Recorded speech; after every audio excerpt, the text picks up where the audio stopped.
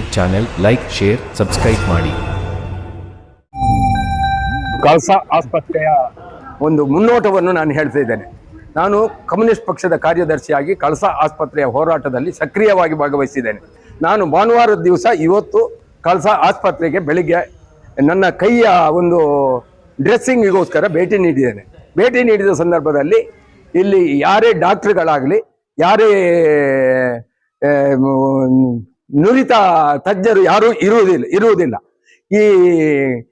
ಇವತ್ತಿನ ದಿನವೇ ಮರದಿಂದ ಬಿದ್ದಂತಹ ರತ್ನಾಕರ್ ಎಂಬ ನಮ್ಮ ಗೆಳೆಯ ಈ ಆಸ್ಪತ್ರೆಗೆ ಬಂದು ನೋಡಿ, ಡಾಕ್ಟರ್ ಇಲ್ಲದಿದ್ದನ್ನು ನೋಡಿ ಖಾಸಗಿ ನರ್ಸಿಂಗ್ ಹೋಮಿಗೆ 108 ಅಲ್ಲಿ ಕರ್ಕೊಂಡು ಹೋಗಿದ್ದಾರೆ ವಾಪಸ್ಸು.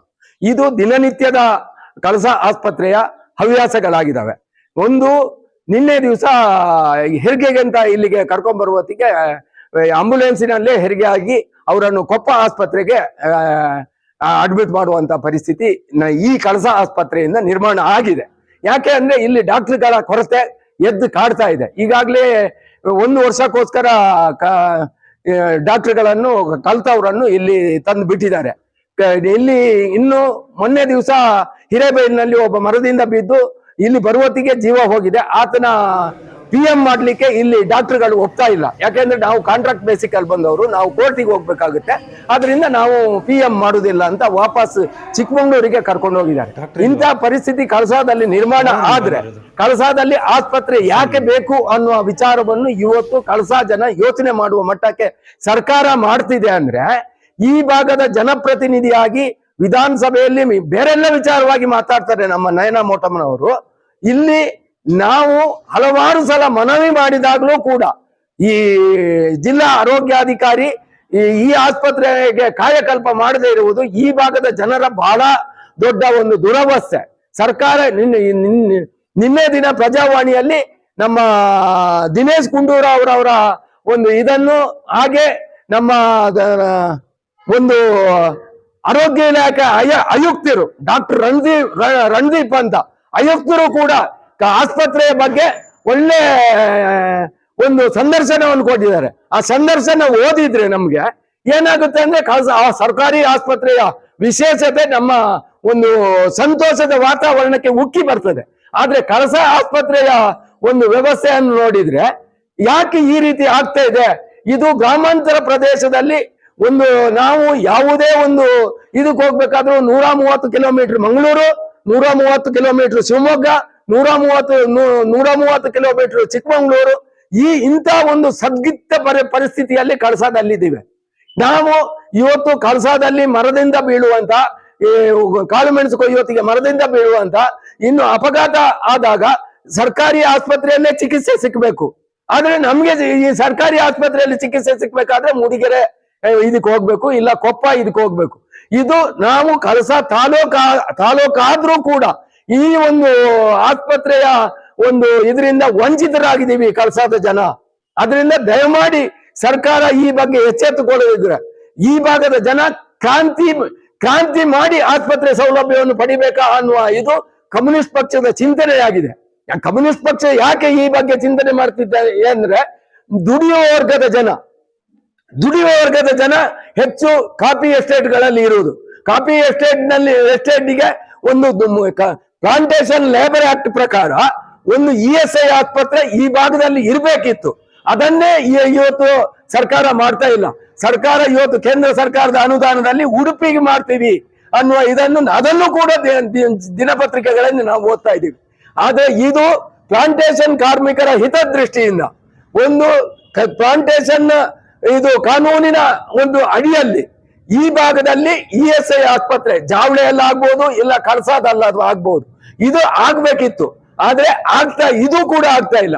ಈ ಎಲ್ಲ ವ್ಯವಸ್ಥೆಯನ್ನು ನೋಡಿ ಕಳಸಾ ಆಸ್ಪತ್ರೆಯನ್ನು ನಾನು ಈ ಒಂದು ಇದು ವೈದ್ಯಕೀಯ ಸಚಿವರ ಗಮನಕ್ಕೆ ಬರ್ತದಾ ಇಲ್ವಾ ಅಂತ ನಮ್ಗೆ ಗೊತ್ತಾಗ್ತಾ ಇಲ್ಲ. ಅದರಿಂದ ದಯಮಾಡಿ ನಮ್ಗೆ ಕಳಸಾ ಆಸ್ಪತ್ರೆಗೆ ಕಳಸಾ ಸರ್ಕಾರಿ ಆಸ್ಪತ್ರೆಗೆ ಕಾಯಕಲ್ಪವನ್ನು ಮಾಡಬೇಕು. ಇಲ್ಲದಿದ್ರೆ ನಾವು ಕಮ್ಯುನಿಸ್ಟ್ ಪಕ್ಷದ ವತಿಯಿಂದ ಎಲ್ಲ ನಾಗರಿಕರನ್ನು ಒಳಗೊಂಡು ಈ ಆಸ್ಪತ್ರೆಗೆ ಬೀಗ ಜಡಿಯುವಂತಹ ಕಾರ್ಯಕ್ರಮವನ್ನು ರೂಪುರೇಷೆ ಮಾಡಬೇಕು ಅನ್ನುವ ನಿಟ್ಟಿನಲ್ಲಿ ನಾವು ದಿನಾಂಕ 3ನೇ ತಾರೀಕು ಸಭೆಯನ್ನು ನಿಗದಿ ಮಾಡಿದ್ದೇವೆ. ಆ ಸಭೆಯಲ್ಲಿ ಚರ್ಚೆ ಮಾಡಿ ನಾವು ಈ ಭಾಗಕ್ಕೆ ಸಮಗ್ರವಾದ ಆಸ್ಪತ್ರೆಯ ಒಂದು ಮುನ್ನೋಟವನ್ನು ಕೊಡ್ತೇವೆ. ಆ ಹಿನ್ನೆಲೆಯಲ್ಲಿ ನಾವು 3ರಂದು ನಡೆದ ಚರ್ಚೆಯಲ್ಲಿ ನಾವು ಇದಕ್ಕೆ ಒಂದು ಅಂತಿಮ ಸ್ಪರ್ಶವನ್ನು ಕೊಡಬೇಕು ಅಂತ ಕಮ್ಯುನಿಸ್ಟ್ ಪಕ್ಷದ ಹಿತದೃಷ್ಟಿ ಆಗಿರ್ತದೆ. ಅದಕ್ಕಿಂತ ಮೊದಲು ಎಚ್ಚೆತ್ತುಕೊಂಡು ಈಗ DHO ಅವರು ಆಗಿರ್ಬೋದು, ಇಲ್ಲಿ ಒಂದು ಖಾಲಿ ಡಾಕ್ಟರ್ಗಳ ಕೊರತೆನೇ ಅಲ್ಲ, ಸಿಬ್ಬಂದಿ ವರ್ಗಗಳಿಲ್ಲ, ಸರಿಯಾದ ಒಂದು ಸ್ಟಾಫ್ ನರ್ಸ್ಗಳಿಲ್ಲದೆ ಅವರು ಕೂಡ ಇವತ್ತು ನಮ್ಗೆ ಔಷಧಿ ಇದನ್ನೆಲ್ಲ ಕೊಡ್ಲಿಕ್ಕೆ ಆಗ್ತಾ ಇಲ್ಲ. ಆದ್ರಿಂದ ಈ ಒಂದು ಆಸ್ಪತ್ರೆಗೆ ಚಿಕ್ಕಮಗಳೂರು ಜಿಲ್ಲಾಧಿಕಾರಿಗಳು ಇಲ್ಲ ಈ ಭಾಗದ ಪ್ರತಿನಿಧಿ ನಯನಾ ಮೋಟಮ್ಮನ್ ಅವರು ಕಾಯಕಲ್ಪ ಕಲ್ಪಿಸ್ತಾರೆ ಅನ್ನುವ ಒಂದು ಭರವಸೆಯೊಂದಿಗೆ ನಮಗೆ 3ನೇ ತಾರೀಕಿನ ನಂತರ ಜನ ಕ್ರಾಂತಿಗೆ ಹೇಳ್ದಿದ್ದಾಗೆ ಒಂದು ಇದನ್ನು ಸದಾವಕಾಶವನ್ನು ಕೊಡಬಾರ್ದು. ಇವರು ಅದಕ್ಕಿಂತ ಮುಂಚಿತವಾಗಿ ಈ ಆಸ್ಪತ್ರೆಗೆ ಸುಸಜ್ಜಿತವಾದ ಒಂದು ವ್ಯವಸ್ಥೆಯನ್ನು ಕಲ್ಪಿಸಬೇಕು ಅಂತ ನಾನು ಈ ಮೂಲಕ ಒತ್ತಾಯ ಮಾಡ್ತಿದ್ದೀನಿ.